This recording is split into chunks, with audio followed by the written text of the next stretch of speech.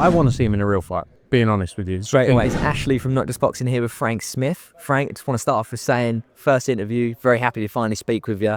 Seen you for a few fight weeks now. What an event this is. I don't think I've seen this much of a buzz for flyweights in England ever. Yeah, no, it's perfect. It's exactly what we need to do. We need to deliver these kind of fights. Two names coming together in Sonny Edwards and YAFAI, and the respect is there as well. It just shows that you don't need trash talk. You don't need all that shit around every fight to sell it.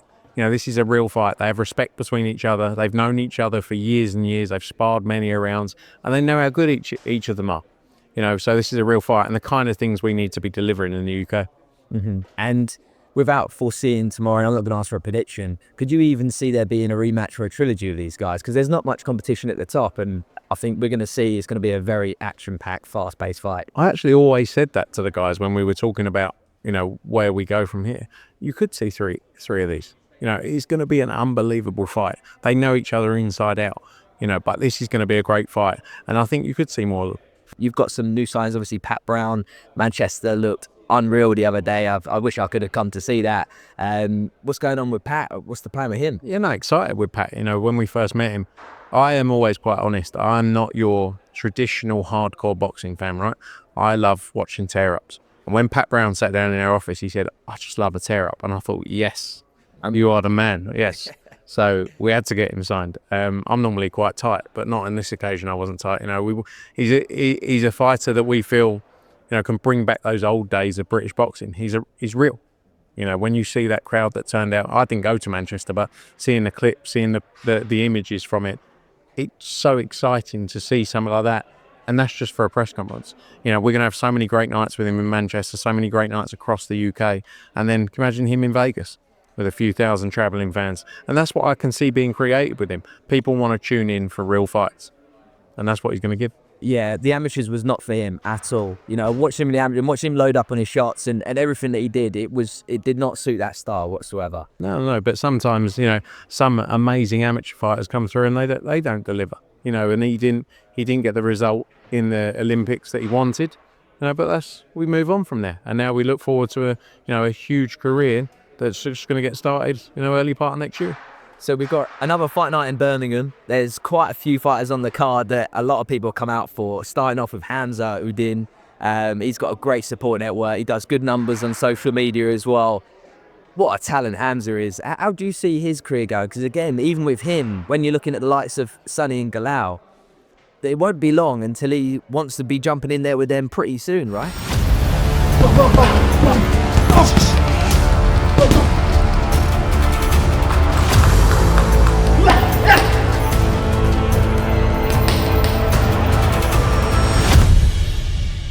Bloody fast hands, you know, it reminds me of myself in many ways. But yeah, he needs to move quickly, and I think he will move quickly.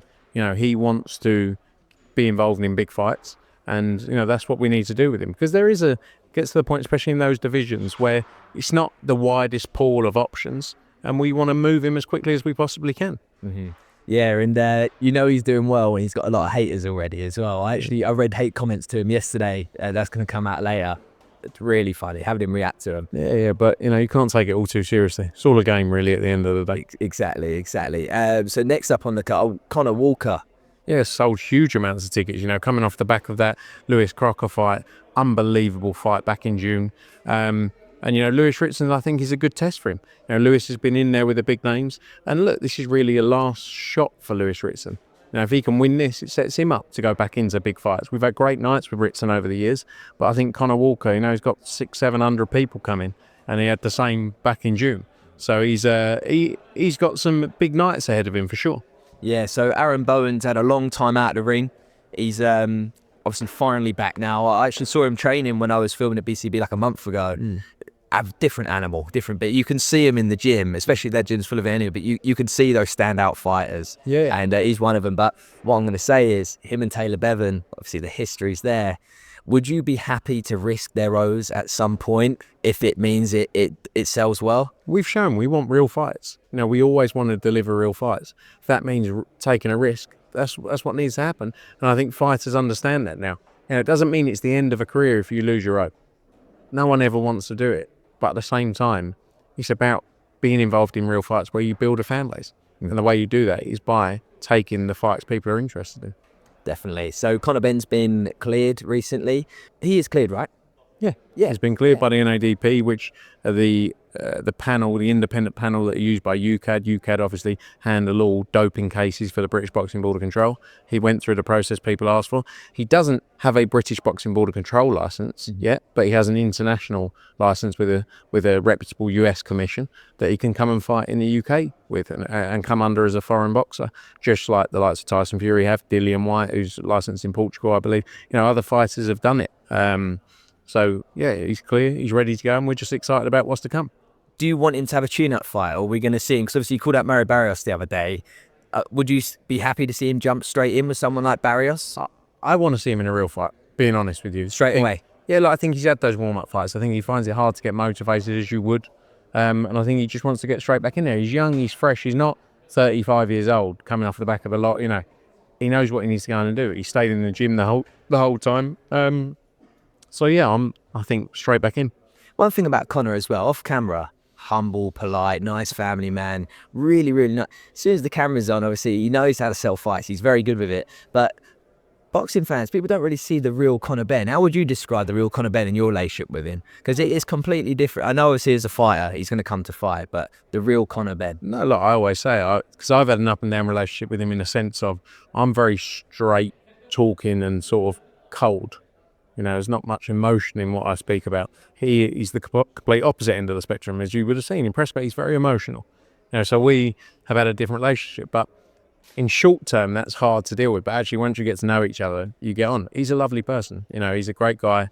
And yeah, you say about what he turns on. That's what we need more of in boxing. People want to buy into personalities, and there's not enough personalities in the sport. Yeah. And that's what I think the sport has been missing for years. So hence why he's done so well. And I said, he is undoubtedly now number 3 biggest name in British boxing, outside of Joshua and Fury. We have been speaking about him every day for the last 2 years.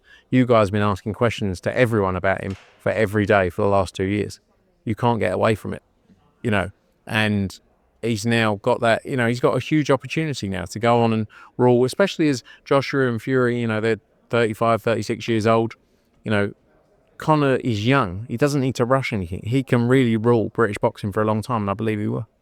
Yeah, and I'm glad you said there about he can talk. From a boxing media perspective, the amount of fighters that I've tried to help, prospects up and coming that are never taught how to be media trained, he's perfect for the camera. Yeah, no, 100%. And for you to sell certain fighters, is there anything besides seeing boxing skills? Is there anything you see before signing somebody? Do you try and look for those little attributes about sides, if they've got something different? Yeah, look, it's always a fine balancing act between ability, skill set, and personality. And you're trying to find the perfect mix. There's very few that have the whole package. That's the reality. You have some brilliant fighters who don't have a massive personality, but people tune in for their fight. And everyone's different. You have to build people in different ways. Look at Alexander Usyk. Prior to him becoming, he was endearing because it was always that little smile and that little, all the little things he used to say. That's what people buy into. What advice would you give fighters that are looking to be professional, for them to make sure they get built up properly? What advice would you say to them to be marketable? Obviously, it's all online now as well. So many fighters don't want to do the work outside of the gym, and that is really as important as it. You can have tremendous fighters. I always look back at Andre Ward many years ago. He was an unbelievable fighter, but he didn't do the work outside of the gym. He didn't. He just wanted to box, which is fine, and made him what he is from a boxing perspective. He never had the commercial profile until he retired. So I think it's about doing both sides and making an effort outside and turning up to everything. I have so many fighters, I say, do this, do that. I can't be asked. It's like, okay, don't moan when, you're not being spoken about, etc. So that would be the key thing for me. So after this weekend, we've got the big Riyadh season card. That's what everyone's talking about. Before we talk about in December, they're announcing now the fights for February. What can you speak about for that card? None of it. No. I've seen the same things you've seen. Let's see what happens. But if that happens, it's a boxing fan's dream come true. Yeah, you got Fury Usyk too. Yeah. It was a very close fight the first time. Do you think the rematch can be better numbers than the first one? I think it can. I think it's, I think people saw a tremendously close fight. Tyson Fury was well ahead in that fight, in the early part of the fight, through 6-7 rounds, and Alexander Usyk came through and delivered a tremendous performance, and that's what he does, and he's a special fighter. But I've always said, and this isn't sitting on the fence, they can all beat each other. All those top 5, 10 heavyweights, they can all beat each other. They've been written off on so many times. Dubois was when he got beat by Joyce. Look at what he's gone on to do. Joseph Parker has been. Look at what he's gone on to do. Like, it's a mad sport, and the heavyweight boxing division is like nothing else. Zhilei Zhang, look at what he went on to do. So they can all beat each other on their best night, and I'm just looking forward to it as sitting there as a fan, really. So the undercard, you got Peter McGraw, Dennis McCann. From any boxing fan's perspective, that is going to be absolute fireworks. I think one of the best British fights we will see. One of the best real fights in boxing. And respect to both guys for taking it. Peter's had a tough journey, really, when you think he came out, he had took that loss. But look at where he is now. And it just shows that losses are irrelevant if you take real fights, if you test yourself, if you challenge yourself and you build yourself back up. And I'm excited for that one. It's probably one of the best fights on the card. What fight are you looking forward to the most? I love Israel Madrimov in that fight. So that's a real test. Coming straight back off that fight against Terence Crawford. That is a real fight, and I'm excited for that one. Yeah, so Madrimov, I'm actually doing some breakdowns of just his movement and stuff. The Uzbeki style is so unique, especially when we're watching like English fights. When you go and watch someone like Madrimov, it's mind-blowing what he does. It's completely different to the norm. Yeah, well, look, I'm head of the Uzbek Boxing Professional Federation. I've signed a lot of Uzbek fighters in my time with Vadim, so I'm excited about him, and yeah, they're special fighters. Yeah, definitely, and they rule the amateurs for sure. 100%. Yeah, brilliant. Well, thanks so much for your time, mate. Always, much. Pleasure to see you.